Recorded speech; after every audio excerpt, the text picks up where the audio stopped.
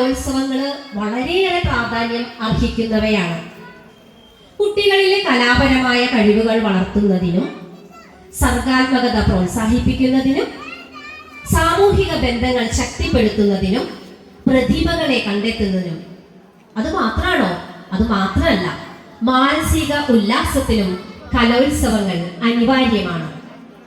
നമ്മുടെ കഴിവുകൾ പ്രകടിപ്പിക്കുന്നതിനുള്ള ഇത്തരം അവസരങ്ങൾ പരമാവധി പ്രയോജനപ്പെടുത്തി കുട്ടികൾ എല്ലാവരും തന്നെ ഇന്നത്തെ കലോത്സവത്തിൽ പങ്കാളികളാകേണ്ടതാണ്. ആദ്യമായി ഗാനമാം ചൈതന്യമേ ആർദ്രമായി നീ എന്നിൽ നിറയണമേ. ഗുരുവചനങ്ങൾ സാന്ത്വനക്കണലായി തീരേണമേ. ശാന്തി കാണാൻ എല്ലാവർക്കും പ്രേരകമാകുന്നതിന് വേണ്ടിയിട്ടാണ് സംസ്ഥാന സർക്കാർ തലത്തിൽ തന്നെ കലോത്സവം നടക്കുന്നത്.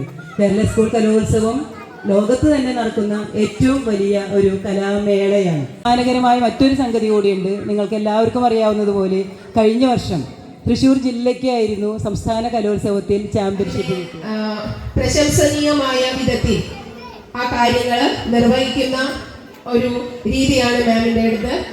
അതുകൊണ്ട് തന്നെ നമ്മളുടെ ഈ പരിപാടി ഏറ്റവും നല്ല രീതിയിൽ ഉദ്ഘാടനം ചെയ്യൽ മാത്രമല്ല, തുടർന്ന് അങ്ങോട്ടുള്ള ഓരോ ദിവസങ്ങളിലും നമുക്ക് നിർദ്ദേശങ്ങൾ, മറ്റു പല കാര്യങ്ങളും നമുക്ക് നിർദ്ദേശങ്ങൾ ആവശ്യമുള്ള ഒരു കാലഘട്ടമാണ്.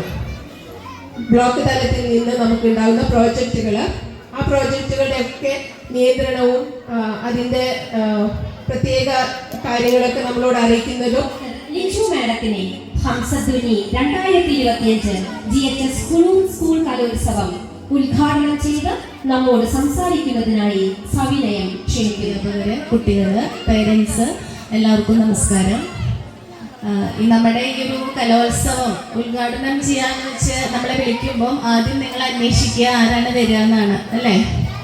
എൻ്റെ പേര് കണ്ടപ്പോൾ എന്തായാലും ചോദിച്ചിട്ടുണ്ടാവും ആരാണ് BPC എന്നുള്ളത്. എന്താണെന്നറിയോ BPC? ആരെ BPC? എന്താണ് BPC എന്നാണ് പിന്നെ വരുന്ന ക്വസ്റ്റ്യൻ. നിങ്ങൾ എല്ലാവരും എല്ലാ സെലിബ്രിറ്റി എന്ന് പറയുമ്പോൾ ഫിലിം സ്റ്റാർസ് അങ്ങനെയൊക്കെയാണ് പ്രതീക്ഷിച്ചിട്ടുണ്ടാവുക. നമ്മുടെ BPC എന്ന് പറയുന്നത് നമുക്കിപ്പം നിങ്ങളുടെ സ്പെഷ്യൽ എഡ്യൂക്കേറ്ററായ GJ ടീച്ചറുണ്ട്, CRC കോർഡിനേറ്റർ ഗ്രീഷ്മ ടീച്ചറുണ്ട്, സ്പെഷ്യലിസ്റ്റ് നമ്മുടെ റീമ ടീച്ചറുണ്ട്. അതുപോലെ നിങ്ങൾക്ക് തന്നിരിക്കുന്ന വർണ്ണകൂടാരം റീൽസ് ഞാൻ ഞങ്ങളുടെ സ്റ്റാഫിൻ്റെ കൂടെ എടുത്തു. എനിക്ക് 35 സ്റ്റാഫുണ്ട്. ഞങ്ങളൊരു പ്രോഗ്രാമിൽ ഒരു റീൽസ് എടുത്തു.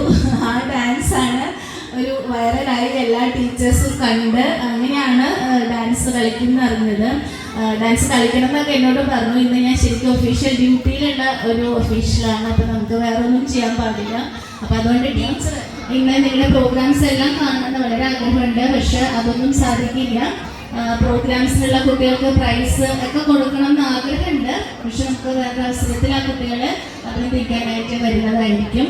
ഈ ഒരു പ്രോഗ്രാം ഒഫീഷ്യലായിട്ട് ഇനാഗുറേഷൻ നടത്തിയതായിട്ട് ഞാൻ അറിയിക്കുന്നു. ഒരുപാട് നന്ദിയുണ്ട്. താങ്ക്സ്.